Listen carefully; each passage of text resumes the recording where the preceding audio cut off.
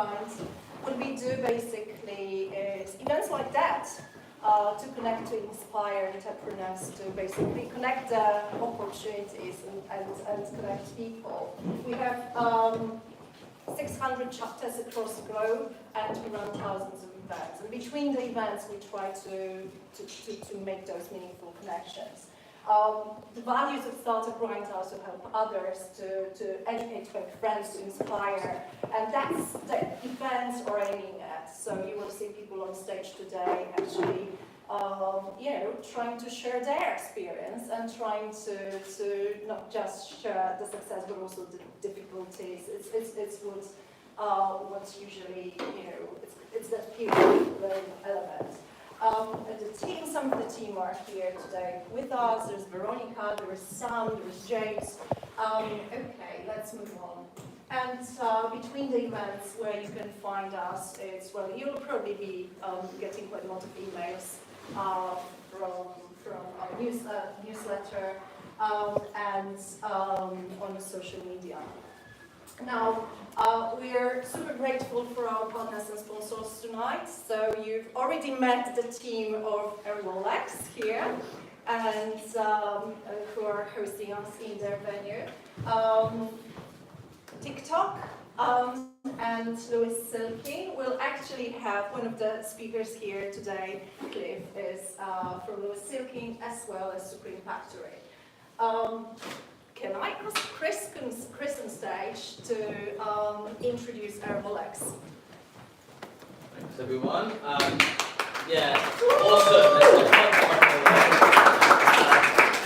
A little bit off topic for the wider the conversation today, but I'm Chris. I work at Rolex as part of the commercial team here in London, and we've partnered with Startup Grind. We're also providing flexible office space, it seems. But we actually specialise in global payments. And so Airwallex was founded about 7 years ago in Australia and rose through that Asia Pacific and into EMEA in North America. We are sort of funded by some of the big names, called MasterCard. We partner with the likes of Amex, Visa and JP Morgan to supply a global payments company around the world. We have about 1,400 people worldwide across 19 offices. And in a nutshell, we allow companies like yourselves and lots of others to collect, hold and spend in multiple currencies. And we do that from a simple sort of out-of-the-box web app all the way through to embedded finance. I've met some of you already today, but hopefully the rest throughout the evening. And thanks so much for coming to our offices.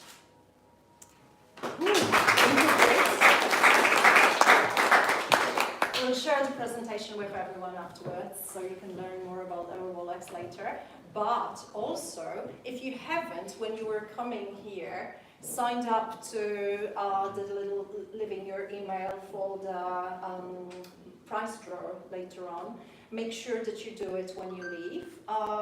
So Rolex is sponsoring a £400 worth of hotel voucher, and we will email the winner. There's a kind of a draw going on later. We'll email the winner early next week, so we'll announce in our emails. So watch out for that. All right. So TikTok are not with us today. But if you'd like to learn anything about how TikTok can help your business grow, we'll be very happy to connect you with one of their team. And they will be happy to have a session with you or to guide you on it. With that being said, I think it's a high time to invite on stage. Please welcome Scott and Cliff from Louis Silky and J-Box.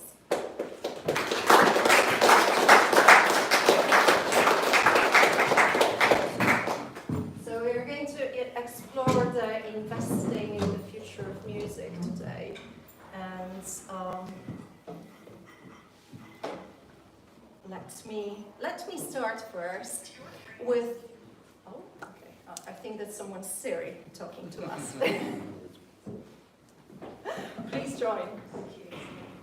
Please join.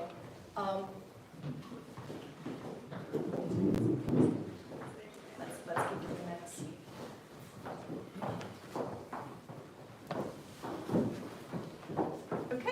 Cliff and Scott have a lot to share tonight, but before we start, what I'd like to do is to ask you to quickly, in a few words, tell us more about your journey, tell us more about yourself.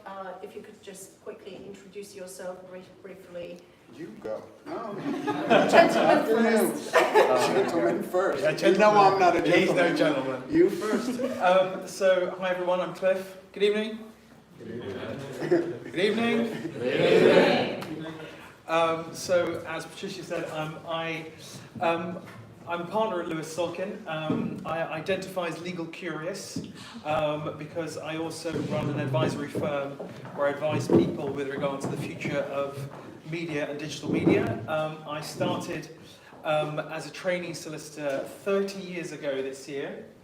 So it's a long old time, and after qualifying I went into the music industry as a lawyer in the early days in the pre-internet, and the internet arrived. And it was during that time I met people like Scott, who talked about a world where everything was about to change. So I used to work at Warner Music for 5 years. I was 5 years in broadcast at a place called Global Radio. And for the last 18 years, I've been a partner at Lewis Sulkin. My entire practice and the whole reason for the practice was about the future of music. So back then it was about mobile, social, and then I really wanted to focus on really interesting areas. So 11's first client was the world's first generative AI music company, a company called JukeDeck. That went on to be acquired by a company called TikTok, AI Music, and various other businesses as well. So I'm a strategic advisor, and a lot of the work that I do is now combining and converging about today's subject, which is about investing in the future of music. So I work with catalogue owners, I work with rights owners, I work for funds, I work for people that are looking to monetize fan bases, influences, and making money in and around the most misunderstood of all asset classes, music. Thank you. That's quite impressive. Very impressive. There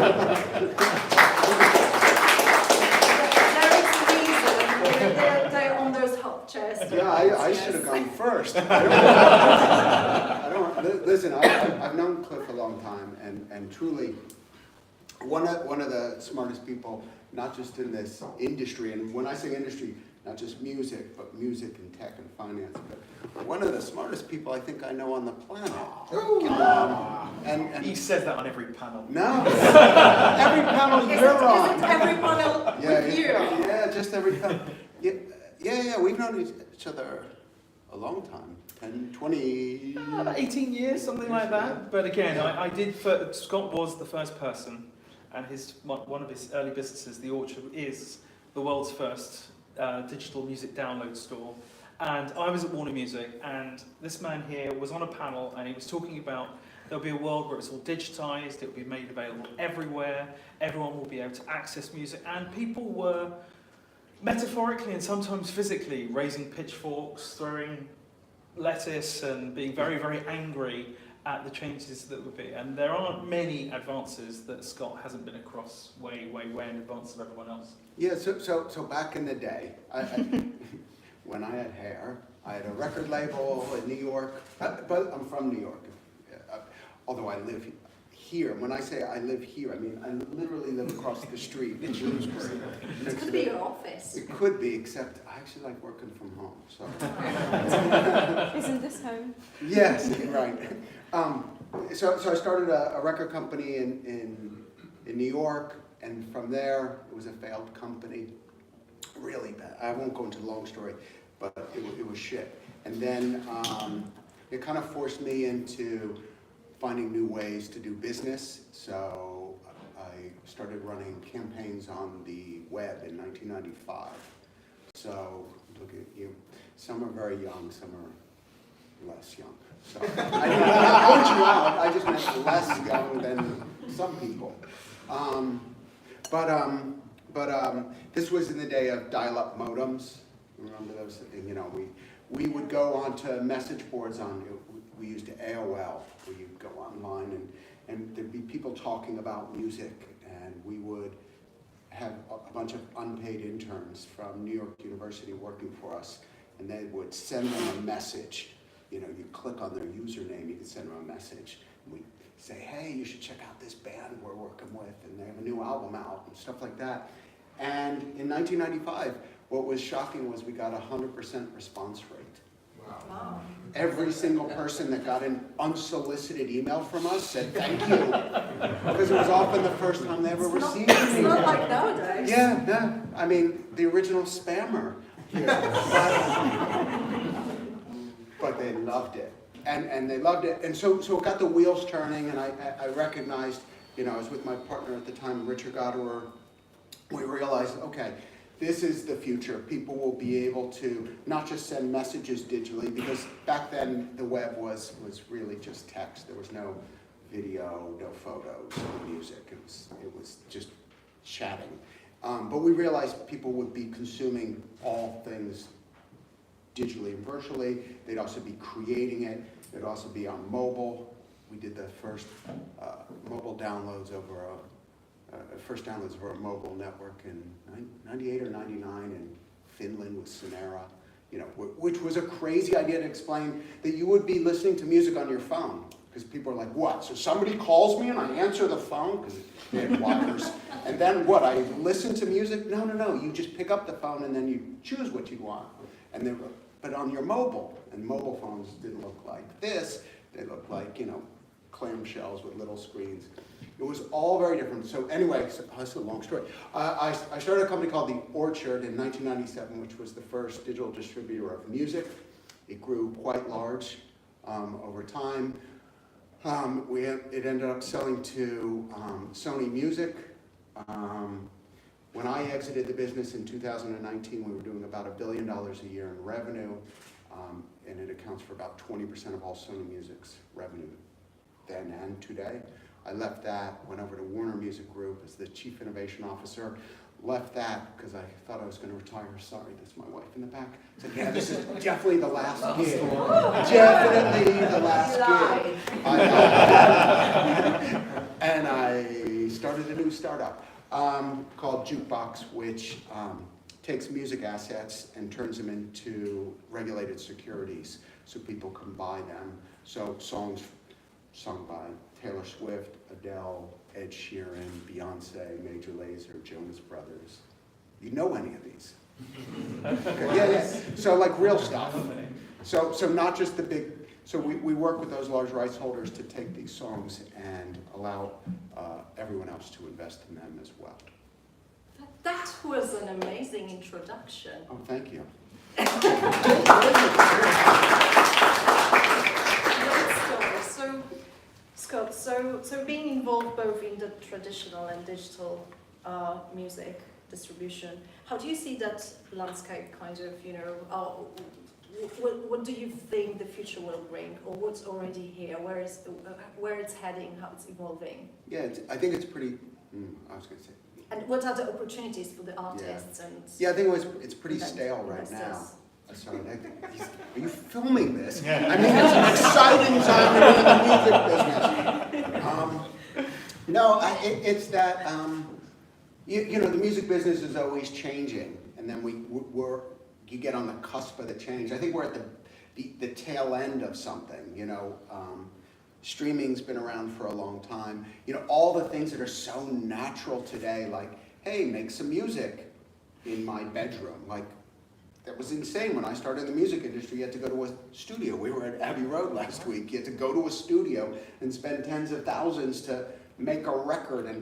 But you couldn't do it. You had to be signed to a record label. Who did it and blah, blah. And now everyone just like makes some music, maybe on their mobile, uploads it. It's on TikTok, it's in Spotify, Apple, and Amazon. It's just so natural.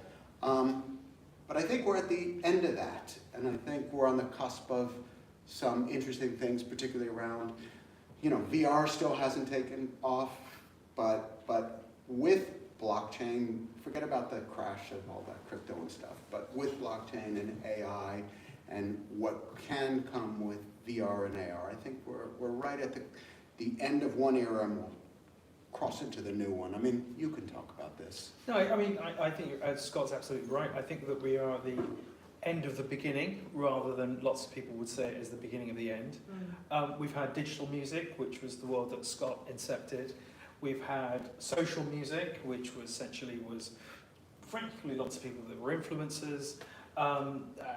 2016, I was asked to give a keynote, what's the future of music going to be? And I said it's going to be democratized, digitized, and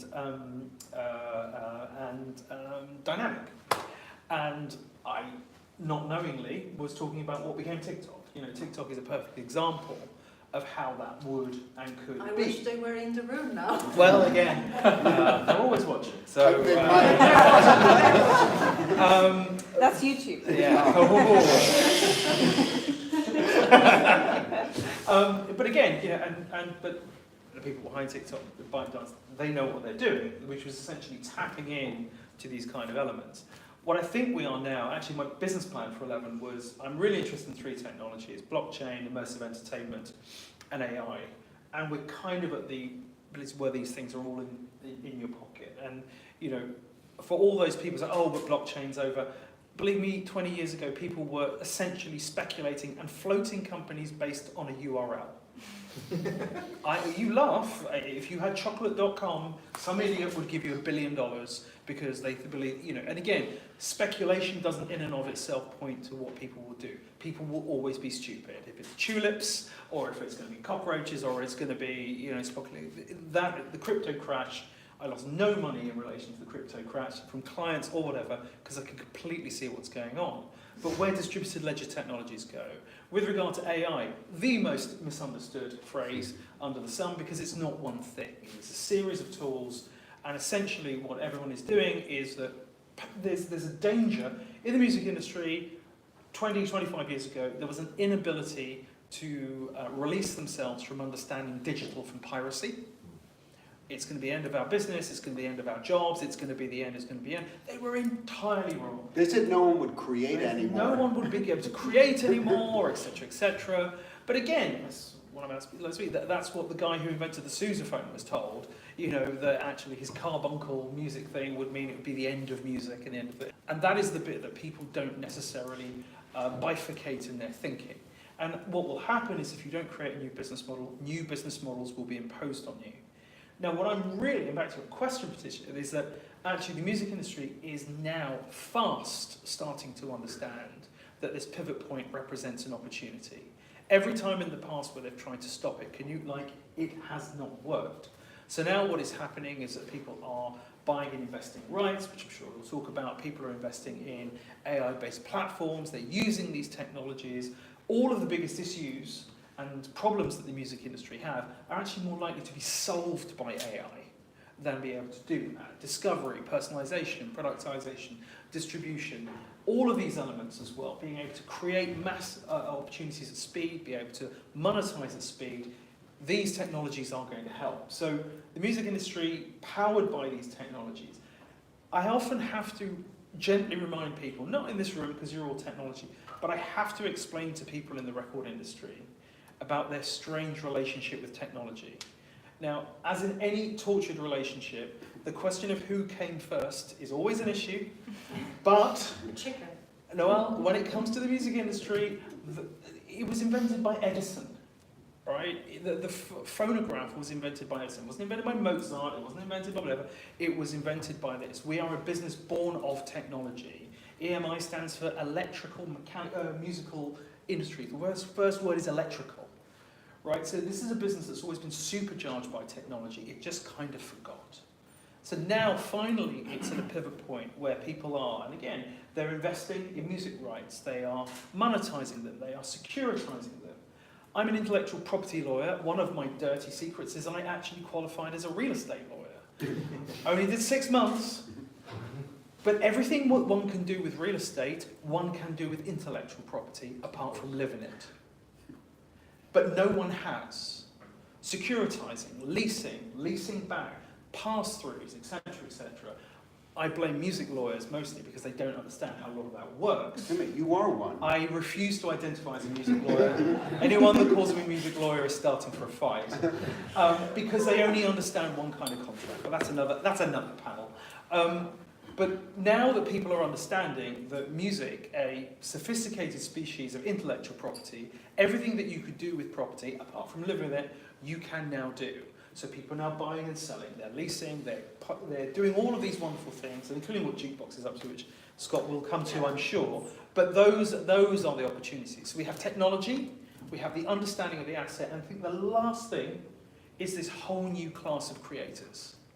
Right, so I work with some of the world's first YouTubers, as they were then, Zoella and Marcus Butler and Joe Sugg, when no one knew what they were, and people used to take the mickey out of them, KSI, can't even sing, blah, blah, blah, etc., etc.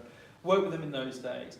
The creator economy is looking to be a $250 billion industry, right, of all creators. So you've got that whole new world of creators, you've got this whole new world of technology, and you've got this whole new understanding of music as an asset class. This, for me, represents a very powerful triangle for where it's going to go. And I know you want to jump in, but I still have another comment. Okay. Yeah. I know you're trying to run this thing, I'm and trying to, yeah. we won't What am let I doing here? You said that. No, to pick up on Cliff, because people always talk about, oh, things are changing and technology is going to impact this, but this is always how it's been in the music industry. Like if you were in the 50s, it was singles, black and white television. I wasn't alive then, but I can see like images of America, Ed Sullivan show with artists in black and white TV. And then you move to the 60s, it's like revolution, albums are out, FM radio, color television, everything changed in a decade. And then you move into the next decade, which is the 70s. It was like, we can take music portable, because you can't take your albums in your car with you, but your cassette you can take anywhere.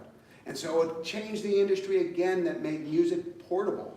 And by the way, people were copying their albums on their cassettes. It was a big problem for the music industry. Oh my God, it's gonna kill us. And then, fuck that, because we moved into the 80s and they introduced the CD. And MTV pops up, and it's a whole new world, and everyone got really comfortable with the change. That was only a decade later, and then you hit the 90s, and all of a sudden we have the World Wide Web hits. And you're into the first part of the 2000s, and you have the iTunes Music Store. YouTube launches in 2009. 5? Yeah, first Panda Video, 2005. For the younger folks, MTV, just see, it was kind of YouTube on television. Just videos. I think they still exist, don't they? Do they? I don't know. I don't own a TV. So, I don't either. not this, so I have Netflix and whatever, who needs it? But you move into that, and then you have the first social media, and all of a sudden you're into the second decade of the 2000s, and it's Facebook and Spotify, and now we're into the 20s. So we wouldn't expect, now there's things like TikTok and the rest, but you wouldn't expect that technology has stopped. No. And you wouldn't expect, this is the first time this has ever happened to us. Which is exactly how people act. This has never happened. What's going on, everything's changing. It's always changing. Some people are comfortable with it. Cliff is super comfortable with it. I'm comfortable with it. We expect it to change. And we don't ever think we're going back to the old world. It's just move forward. So, let me run that. Sorry. You're back in. Yeah, no, but so how does Jukebox, because funds can invest in music and earn money from their favorite music. How does that work for both funds and the artists? How you're now changing the industry with that respect? So it's pretty simple. Is anyone in the room in the music business? Oh, shit, a bunch of you. I'd like to be. Okay. In today's world, anyone can be. They raise their hands. They just say, yeah, I'm in it. Okay. They uploaded a song. No, so we all know the concept that songs make money, forever. Every time a song is played, somebody's getting paid. And, you can go way back. You go Frank Sinatra, Elvis Presley, the Beatles, Madonna, whatever. They haven't released in decades. Well, the Beatles last week. but they still make money. Those songs not only make money, they make more money now than they made back then. Just a little rejoinder, I heard this incredible stat yesterday that Fleetwood Mac have been in the top 20 every week for the last 2 years. And that doesn't sound like it's going to change, which is an incredible stat. Yeah. In terms of earnings? No, just in terms of the chart of people, what people are listening and or buying. I mean, Rich knows that world very well. We'll change the chart before Fleetwood Mac drop out of the chart. So the point is, music makes money. It's only maybe in the last decade or so that kind of the financial world really clocked that in a more significant way. And you've seen now, private equity firms or private equity backed firms buying up lots of catalogs. You see them, Justin Bieber sells his, Bruce Springsteen, $500 million for his catalog. Like, they realized, and they wouldn't buy these things if they weren't super valuable. Like, they're not spending $500 million for the sake of it. They realize it makes money. What I was looking at was they're the only ones that are able to buy that, which seems kind of odd to me. Like, why can't we invest in that? So I made arrangements with the large rights holders. We have probably somewhere around $14 billion worth of assets committed to our platform. So we work with the rights holders, and we take income streams from hit songs, and we put them into a new company that buys them, an issuer. We take it to the SEC in America, the Securities and Exchange Commission, and essentially we get the income streams of a hit song converted into regulated securities so that anyone can buy. And I think music as an asset class that anyone can buy will be very normalized in the future. I mean, I have my iPhone here, and if you walked into my home office, dining room table, I would have, a MacBook in front of me, a personal MacBook on my side, an iPad, a couple of iPhones. Like, I'm a huge consumer of Apple. Apple like a fanboy. But I also invest in Apple. I own shares of Apple. And so you could imagine, you could be a fan of an artist. You're streaming their music, you're going to their concerts, you're buying their merch. You get a piece of vinyl, which is merch. And you can also invest in those songs because you know that they make money. So. And just a few things to add to that. One of the many reasons why. So, and again, the only people that would invest in music in the old days were labels or publishers because it was seen as a high volatility business. And what they were doing were mixing A&R, which is a very, very highly speculative thing, but the same is true for pharmaceuticals. Pharmaceuticals have the same kind of hit rate as a record company does. But pharma is seen as being massively stable and blah, blah, blah. There are medicines that are bigger than the GDP of certain countries in relation to Denmark, etc., etc. But people didn't understand music. So number one, you had people, sort of like Round Hill was one of the first ones, Hypnosis, I'm sure a lot of you would have heard of, but there are many, many, many other vehicles coming in. So that is that. I think number two, also what's helped people really understand this being counter-cyclical has been the pandemic. Is that actually what you saw just how resilient music was, and that music is something actually that is counter-cyclical. That actually, along with nail bars, music is something that people are not going to resile from. And even the nail bars were shut for a long time. So the music streaming sites, etc., had this huge upturn in terms of that, soothing in times, sharing, creating, etc., etc. So this, I think, with regard to people going into the space, the post-pandemic understanding, and then understanding this element which Jukebox also taps into, which is monetizing fans, letting fans be able to buy what they want rather than the thin gruel that a label might have to sell them, is, I think, really, sort of very much where the future is going. I agree. And so in finance terms, we call that an uncorrelated asset.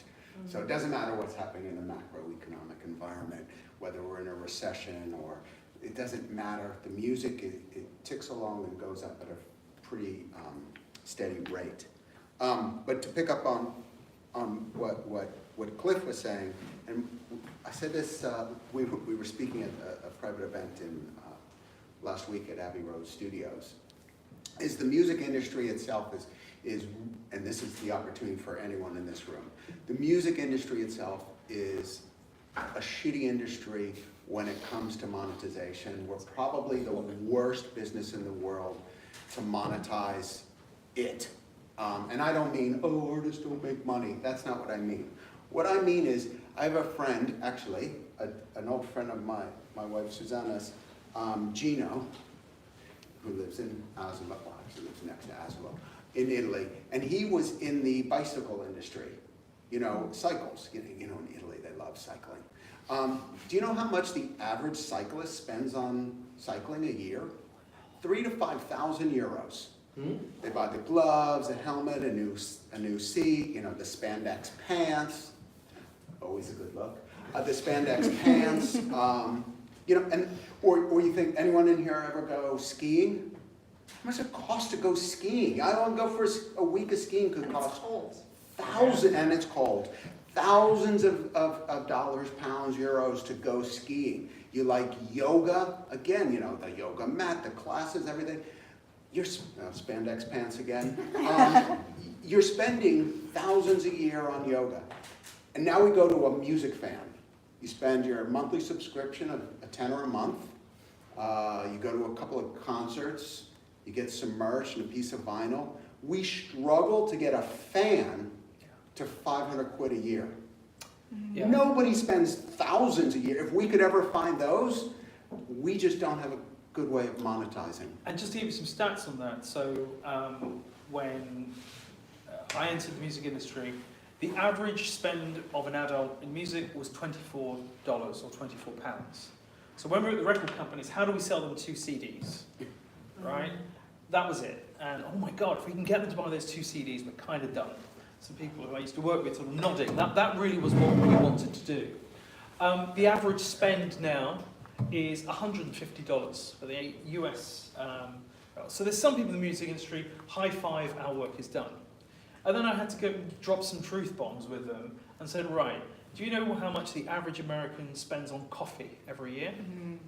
It's $1,150. The females between 18 to 44 spend $2,200. The combined music industry is worth $46 billion. Starbucks is capitalized at $140 billion alone.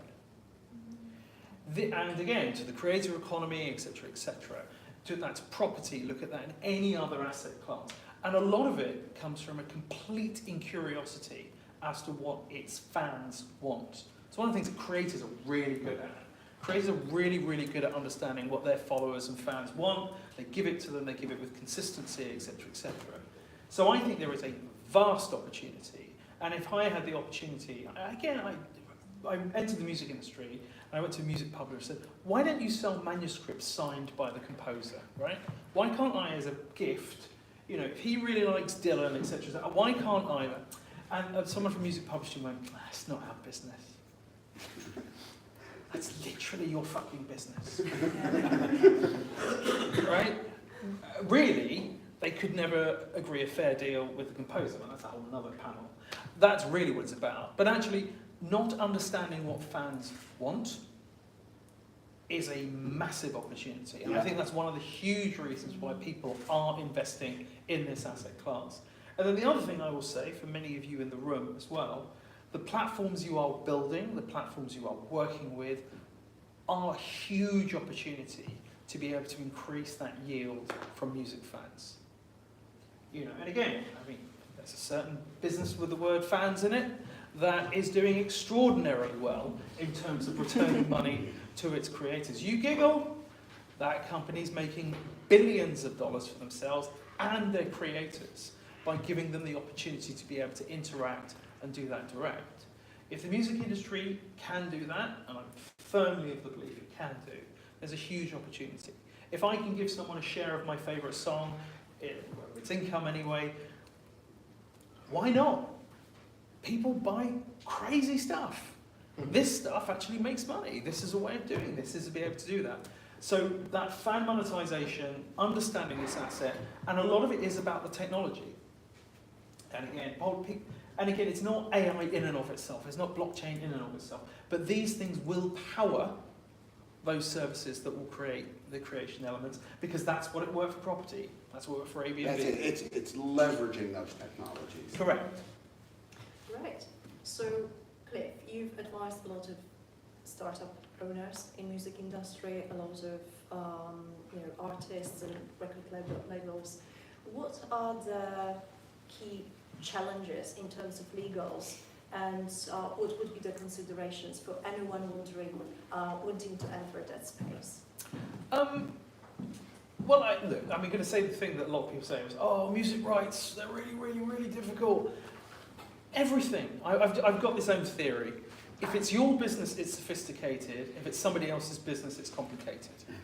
Right? So I get lots of people stride into the room from a tech background. So, oh, it's really, really complicated. I want to ignore it. And if I said, oh, right, come into your AI business. Oh, it's really, really complicated, but I can do it better. You would sit there and think, what a maroon, right? What a chump. And that's what happens with a lot of these technology businesses. They do exactly the same. So all these people that were going to reinvent digital because it was digital failed. All these businesses that were going to use digital from a business that they actually understood did really, really well, such as the Orchard, etc., etc. I haven't seen a single business do it another way. So what I do is that I help them understand the ecosystem. There's lots of lawyers out there that like to do the inverted whistle of, it's going to be really expensive. Or you say, okay.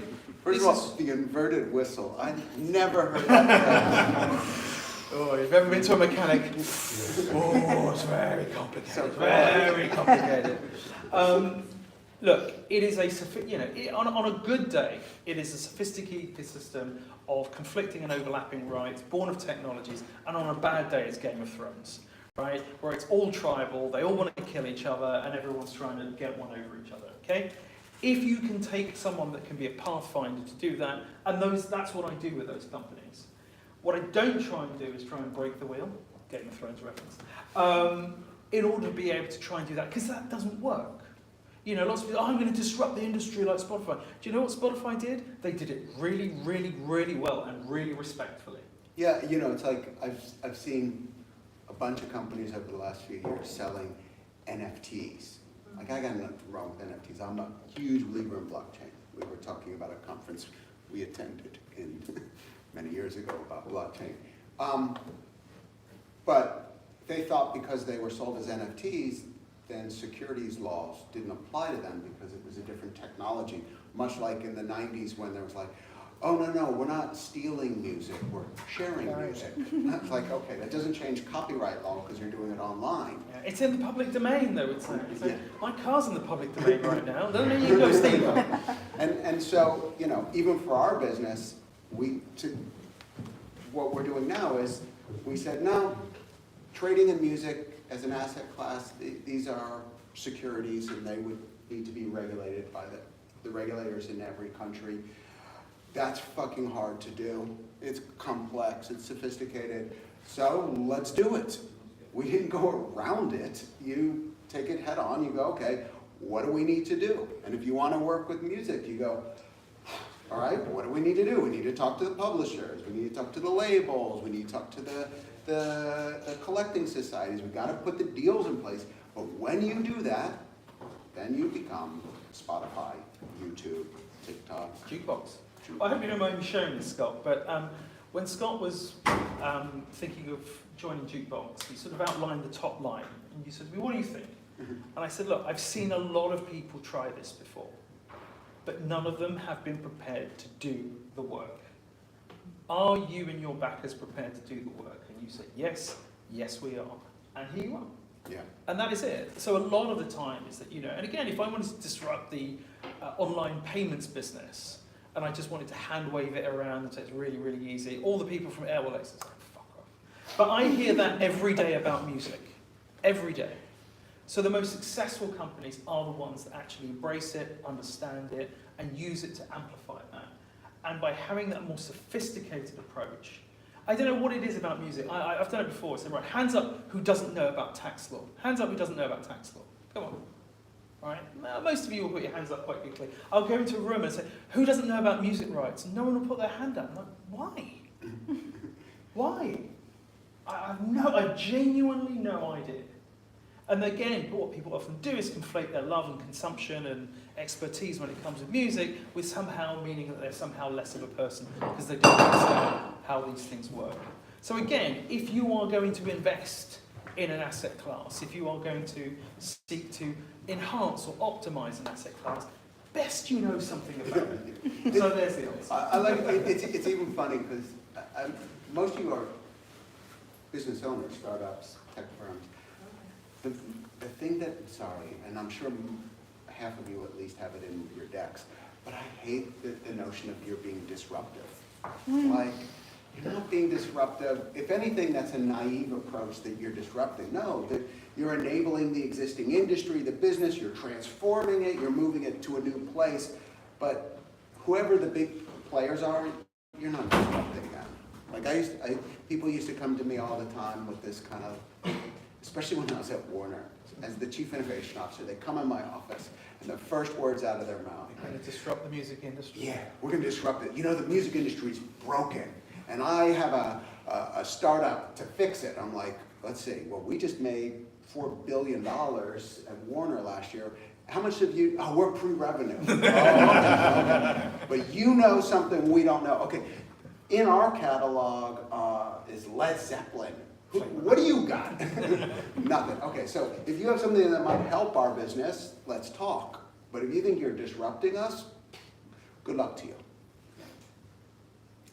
So let's talk about technology as the driving, force transforming the music industry. How do you see the emerging technologies like AI, blockchain, actually reshaping that and shaping the consumption and creation?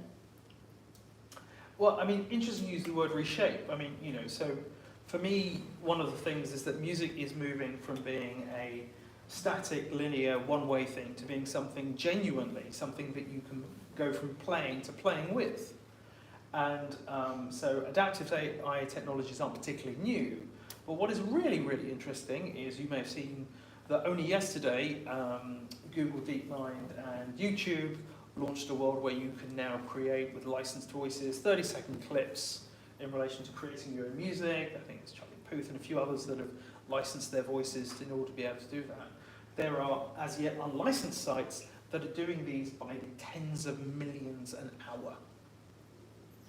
Right, so people are literally creating, recreating, reshaping music. What is fascinating is that the industry hasn't been going around sort of hair on fire. Robert Kinsell today, who's the new global CEO of Warner Music, said, this is very interesting to us. It isn't, we're going to sue your teeth, blah, blah. He said, it is of great interest to us. Lucian Grainge said exactly the same with regard to who's the CEO of Universal Music. So music is being reshaped, and this gives us an opportunity finally to be able to scale on a sense that hasn't been done before. What is different is that the industry isn't going to wait for a business model to be imposed on them. It is one that they're going to seek to be on the front for and make more money. Also, we've got a whole new series of catalogue owners who aren't in the music business in and of itself. Their role is to increase the yield of their property. So these guys are not going to have any compunction whatsoever when it comes to adaptive AI technologies, licensing at scale, etc., etc., etc. So it's a really dynamic market. The industry is being reshaped, but there is a lot less doom and gloom with regard to that, because I think finally it is being embraced as the opportunity there it is. There is going to be some piracy, but that's always been true. Including with pirates. Yeah, The original absolutely. Revenue. Yeah, And it says absolutely. stop In ships. Somalia, blah, blah, blah. But then again, what you do with piracy is you enforce the law when it comes to that, and you've got the legal ones over here. In fact, it is much easier to enforce the law when there are legitimate alternatives, when there are none. And I think the music industry found that out to its huge cost, with its response to the likes of Napster and LimeWire, etc. Yeah, I was spending some time with Mark Mulligan, who you know, a bunch of time. We were in the Netherlands, and then we were in Hamburg a few weeks ago, or a month or so ago, and talking about, the music industry has always been based on a consumption model. So you consume music on the radio, you buy vinyl or CDs, you consume music, and that's how we make money. But we're going to transform into two music industries that are parallel. The consumption model of making, but also the creator or creation model. And so if you're sitting on valuable copyrights, now what you want to do is allow anyone to use those copyrights to create their own thing, because that's where you're going to make money. So instead of you having to go out there and get people to listen, they will just take your stuff, do whatever they want with it, so it will make you more money. And to your point about all these new rights holders that are bought, that's a pun, I wasn't thinking of it. That's music to their ears. Literally, and to their pockets. Yeah. So you know, if you think about the larger, you know, creator economy, again, you know, like when I started The Orchard, the early days of the web, before that, there were people that were writers.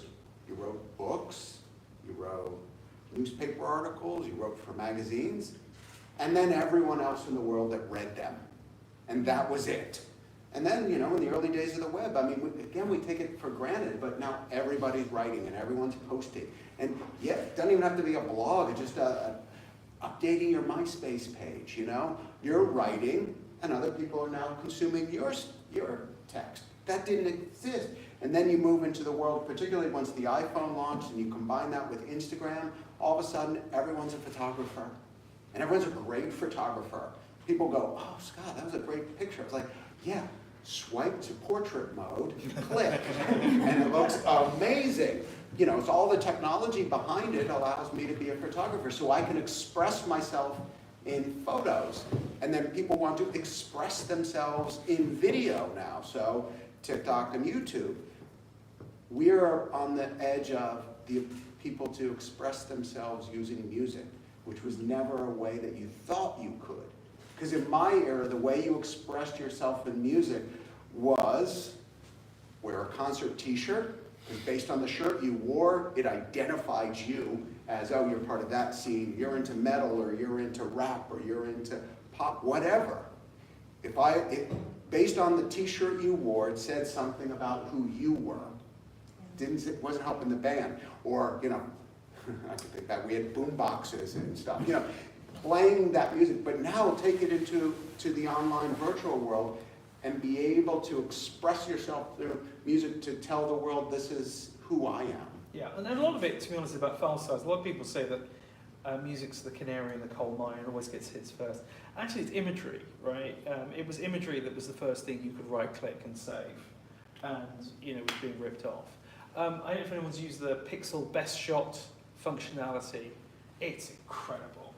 You take 9 pictures of yourself, and then it'll say, that picture of your face isn't great. Here are 10 other pictures of your face that we've taken elsewhere, and they will paste it in your phone. All right? Go and look at it online. It's called Best Shot. It is incredible. That is going to be on every phone in the next 2 to 3 years. I guarantee you the next time we speak, those two photos. There are better shots. Well, you look great. Not my. I look a little angry. Suzanne. I took it. You were yelling. She at didn't me. know. Smile. And now we've got the story behind the photo. But that is going to happen with regard to your music, how it's shot, how it's done, how it's been able to do, etc., etc. And that's not in 200 years and all that. That is going to happen. Yeah. Right, so we were talking a bit about the compensation, and so the fair compensation for artists has been an issue for quite a while. And what are the some approaches or models, business models, that can ensure that artists receive appropriate compensation Can I and they speak still on this? providing value for customers, consumers? Any artist in the room. Okay. Cover your ears. No, I mean, for those artists that aren't making money, it's shut the fuck up. Listen to me. First of all, artist deals are better and better and better every year. Bless you. As a sneeze, not COVID. Because we'll remember this moment.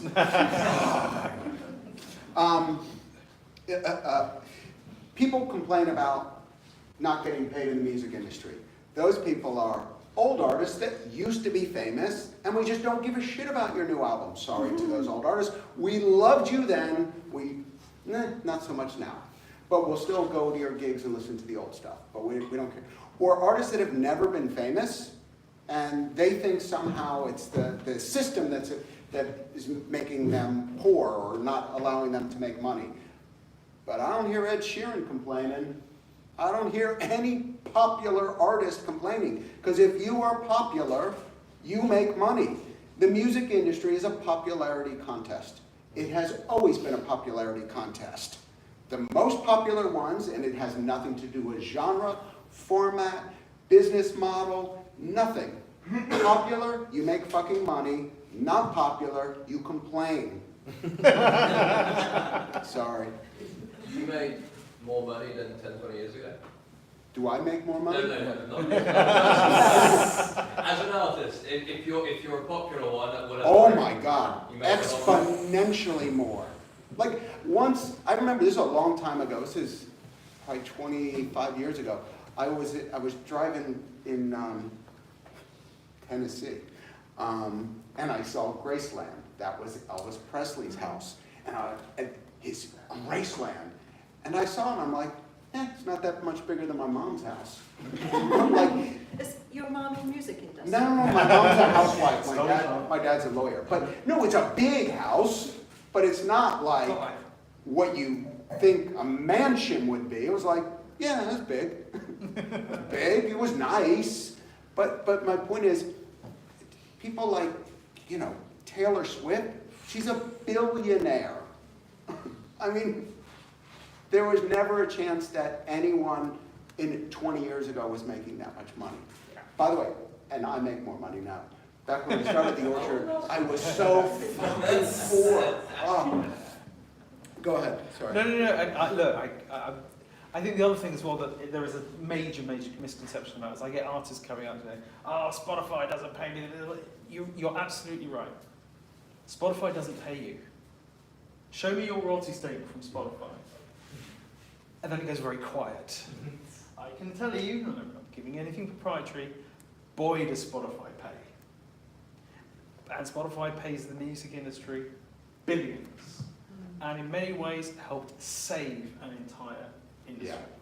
I was on a panel a few years ago, and I felt a bit bad because there was a lady, I don't like businesses like Spotify. They don't feel like they're real artists. I really, really love labels, and they really. So if you ever met Daniel Lake, you've got 2 words to say with him, and one is thank, and the other one is you. What we have to do is get better at monetizing our fans. What we're really complaining about is they don't understand the levers of power or how to get it before.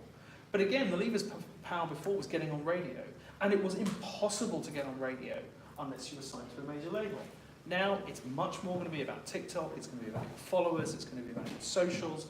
You can make an excellent living with regard to merchandise and etc., etc. Was it what it was? No, but nothing is. And now you can get on the radio, just nobody's listening. That's true. Good question. Hi, I'm from the BBC. I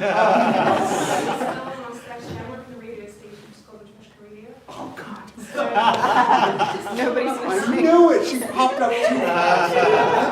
How dare you? Question you in regards to what do you think the future for radio is, and how could it adapt to everything that's happening at the moment? Because Okay, well, look, I mean, I worked for many years in radio, and then a few years later, I went in for a meeting at a large radio group. My laptop was open, and someone said, "Oh my God, shut it now!" And I thought, "Oh my God, what is open?" And it was the Spotify desktop client, and they said, "We don't allow that in here." That is a true story. But just with regard to radio, if you listen to the strum and drang out there, you would think that 90% of the population are subscribed to Spotify and 10% listen to radio. It is, of course, completely the other way round. Yeah. Right? In terms of 88% of the UK population would have listened to the radio this week.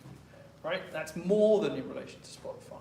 So actually, the habit of radio is really, really important, and localness, and et cetera, et cetera, et cetera. However, What radio doesn't have is it doesn't have the control, and it's now not the premier form of discovery.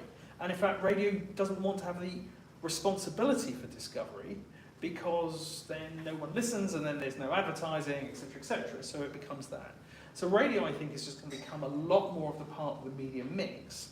And actually what it really should be doing is what it was always doing, which is really focusing on genre. Have an opportunity for really be able to, if we see what the radio stations that are doing extraordinarily well in the UK, it's Greatest Hits Radio. Guess what they play? Indie artists? Yeah, exactly. Brand new indie, reggaeton. No, but again, what they have done is that an established radio group has done it, and what they've done is that they've gone into personalities. And they've basically done a mass raid on the BBC, brought in everyone that is loved from Radio 2, and they've brought their listeners with them. They've got the people I want to listen to playing the songs I like. What's not to love? Right? So again, and in relation to businesses like Global, etc., they've been super, super, super clear about their brands, what they're doing, how to monetize radio, talk radio. LBC was this tiny, tiny, tiny thing. It's now bigger than Radio 4 in London, etc., etc. So there is a really important part for what radio is in the mix, but it's not going to be Spotify. It needs to be complementary to Spotify. However, because you didn't say but, I noticed that. I thought that was very polite. However, like I was moderating a panel at a music industry event, so the whole audience was record labels, publishers, managers, agents. And on stage, I had teenagers. And I asked them questions about music and how they consume it. First question I said, who listens to radio? And they all giggled. Oh, my mom has a radio in the kitchen, was one. Oh, and my dad picks me up, it was in Canada, so they said, for soccer, they didn't say football. He has the radio on and he plays AC/DC and Led Zeppelin. I'm like, okay, so you listen to the radio. Which one of you, do any of you own a radio? No. Do you have one in your bedroom? No. Would you want one? Christmas is coming up. Would you want to buy a radio? Like, it is so not in their mindset of radio, of how they would consume music. And I know the stats on music, but I also know how they get them. They go, did you listen to radio this week? And that teenager would go, oh, well, my mom had it on in the kitchen, so I guess I heard it. Yes. And they're like, teenagers are listening to the radio. Sorry. However. Well, I mean, Scott is onto a very important point. I mean, I was at a major public service broadcaster a few years ago, and they said, we're really, really happy with our listeners from 30 onwards, but we're a bit concerned about the under 30s, but they'll come back. I said, how do you come back to somewhere you've never been? Yeah. But what radio does or could do is around curation. And again, radio here, particularly because you have some, not that I've heard of radio a long time, but if you go to like the States, it is painful because there's commercials. There's more commercials than there's music and all that advertising. And again, try and explain to a teenager, like, don't worry, if you don't like the song, wait 3 minutes, and maybe you'll like the next one. And if you don't like that, then the DJ will blabber away for a few minutes, then they'll run 6 minutes of advertising, and hopefully you like the one after that. So we've got the streaming platforms disrupting. How do you see the relationship between artists, record labels, and streaming platforms evolving in the future? And what is the impact that might be on the revenue distribution? Yeah, I mean, look, there's a boring in the weeds answer to that. I think that what is happening is, what there isn't anymore now is this whole power struggle of what it is before. I am seeing, I know what the headlines are, oh, they're all going to fight each other, they're going to sue each other, blah, blah. They're not. Actually, what they are trying to do is work out new ways for each one to get monetized. I mean, you used to work with Warner Music, you don't speak on behalf of them now, but they like getting paid, right? Very much so. And the one thing that is going to be clear is they're going to like more ways. So if there are more ways for Spotify to pay them, or better ways for Spotify to pay them, or better ways for DSPs to pay them, they're all ears as far as I can tell. I think that what will happen is that there are, and again, I'm on a constant mission to get people to realise there is more there on the table. When it comes to things like merchandise, experiences, opportunities to be able to interact and retail and e-tail opportunities, you know, Taylor Swift is a billionaire in part because of her sound recordings and compositions, but mostly because of this ridiculous tour. Right? The same is true in relation to Ed Sheeran. I mean, his travelling costs until his last tour was just him and a guitar pedal. That's a really, really, really good business model. Really, really good business model. Green. And green and also green, Yeah. right? You know, I mean, so as well. But the opportunity in relation to these fan experiences and being able to go yet further, Kanye is a billionaire because of the sneakers. Not anymore. Well, he took his money. But yeah, I mean, you know, but it was the sneaker deal. You know, 50 Cent. I mean, he took 50 million from a deal from Sugary Water. Yeah. Right. You know, so these brands, these artists, these new opportunities as well. There's a lot of money there to be made. I have a question. Yeah. What time are we ending? Because I have a gig to go to. Guys, Yeah. Who are you seeing? His Lordship. His Lordship. All right. We're friends preaching. with the drummer. What's the time of your gig? Well, 8:30 they hit the Yeah. stage. I have two last questions. Sure. So a quick one, because we should We'll do the be quick running fire We down. can do quick Well, questions. we can do from the audience as well. From the Don't audience worry. and more. Yeah, please do. We'll go for the questions of the audience. It's fine. I have a question. So you were talking a lot about disruption and how things were changed and like how, you know, things and habits are changing, but there are still classics, right? So Yeah. I was yesterday in Royal Opera House for Rigoletto, Verdi, like hundreds of years. Yep. Like this is the period, right? So, and people are still going and still listening, and it's still continuing like that, right? So I'm wondering, what is your take on specifically on classics, and how do you see this actually, in general, like fitting to how you perceive music? Well, look, I mean, classics. The classical audience has been horribly underserved, but in many ways, it's a great avatar for where to go. I don't wish to be rude, but those tickets to the Royal Opera House, they ain't cheap. I was lucky to have friends. I mean, well, yeah, unless you know people, right? So, but again, you know, classical music on streaming, because it's very much about the quality. I mean, Apple has gone and invested very heavily in relation to this. People will buy and rebuy their collections. They've gone from vinyl to CD to vinyl. But again, you know, in relation to lossless, etc., there is a huge amount there. I know a particular dance act, as it were, and you can buy the highest resolution of his files, and each song is £45, and he sells a lot of them. He's a very, very famous electronic artist on his own website. You can go there and buy the highest quality that you can get it in. I think you have to have 4 legs to be able to appreciate the soundstage and doing that. I think that there is a huge opportunity in relation to classics and classical, not least because it's quite a well-heeled audience.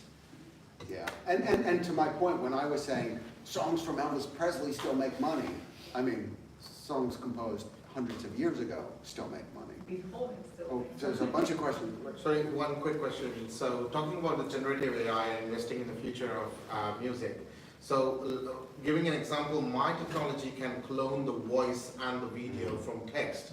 My friend's technology can compose a new sort of music, right? So combined together, basically, we can create a AI generative music. Do you see how this could be a leap or change to the existing artist? But again, I mean, the truth is that, you know, Scott and I could go next door and do our own version of Yesterday. The question is whether or not it would be any good and anyone wants to listen to it is the issue. The ability for being able to do it, the real question is are you going to be able to do that? People go, oh, you know, and again, you know, I mean, look, the Beatles' #1 record, etc., was it was enabled by AI. So when you say AI, I mean, again, I know what you're talking about. You're talking about a wholly generated piece with a wholly generated video and a wholly generated that. Manufactured bands go way, way back to the Monkees and the Archies and Gorillaz, etc., etc. The Jackson 5. The Jackson 5, etc., etc. These are all, you know, so there will be elements of generative music. The real question is for what and for why, you know, and how they're going to be doing that. Content without context is useless. Of course. And these contextual technologies are really, really interesting to me. And you and I need to talk about it. Yeah. Yeah. And going back to your earlier point that we are at the end of the, say, social media state of things going towards something new, I do strongly agree, but I also feel like in the music industry sometimes the innovation side of things is done by purely tech people that are like, okay, I like music and I'm gonna do a disruptive app. And this kind of generates both a lot of hype and a lot of competition.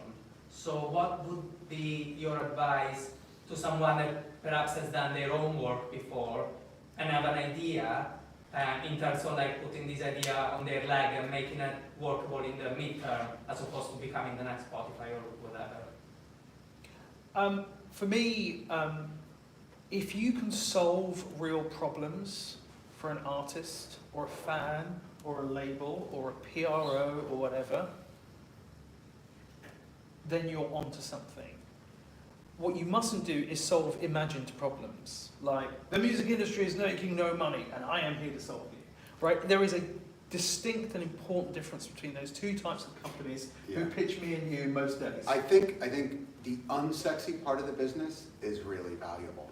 Like, how do I, you know, like everyone's, no offense, everyone's talking about, oh, generative AI, and I'll be out in front making new stuff. But somebody go, oh, I can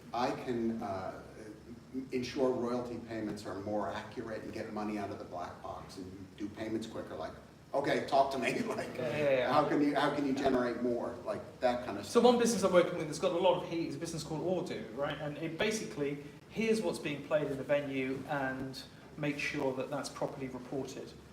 May sound boring. I mean, they've gone from a 0 to £70 million pound valuation in 3.5 years. Yeah. Because they're out there solving real problems, not disrupting, not pulling apart, not doing this. Engage, engage, engage.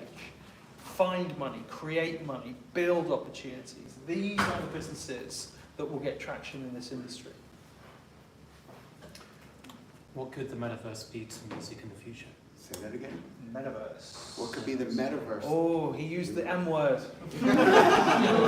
No, what one was allowed to call the metaverse until recently has gone nowhere. Because actually, I just say, look, okay, let's just put one word down and let's talk about digital worlds, right? Gaming and games is bigger than the music industry and Hollywood combined, and it is growing. So let's take away what one person's view of the metaverse was, and actually this world of digital worlds, virtual values, is going nowhere. And it has a huge opportunity when it comes to music. Yeah, I mean, if I think of it, the metaverse and what it is, because again, words get, you know, then people don't like the term anymore. But the notion that you can do many things at once, I mean, you could almost argue that Facebook became a metaverse.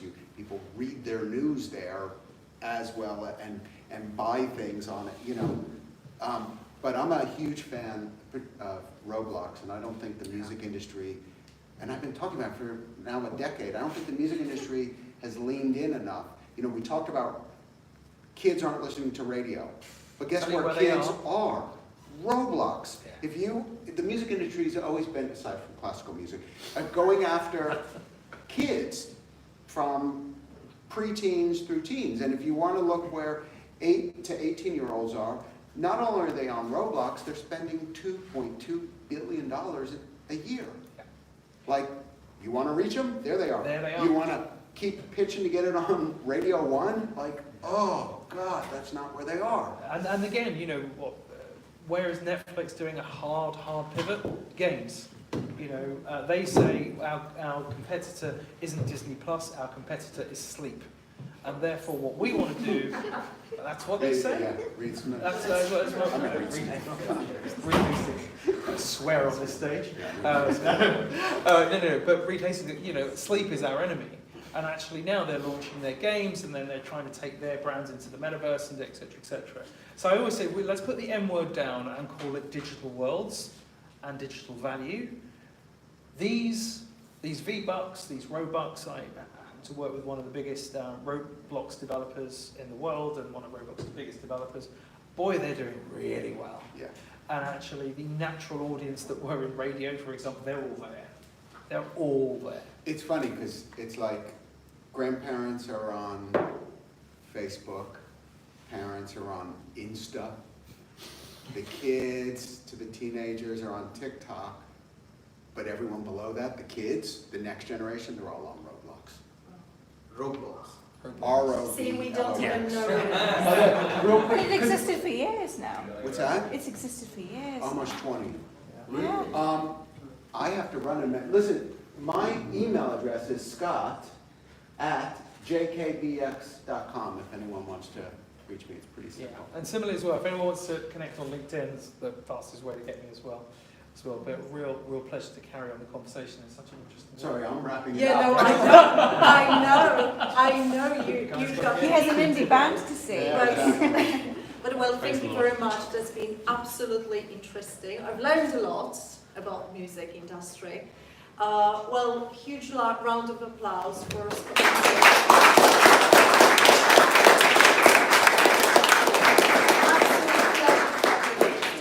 and enjoy Thank you very much. the gig. Thanks, Patricia. Thank you. Thank you. We can continue networking, and we're wrapping up. What time do we venue to? 8:30. 9:30. So we still have 1 hour.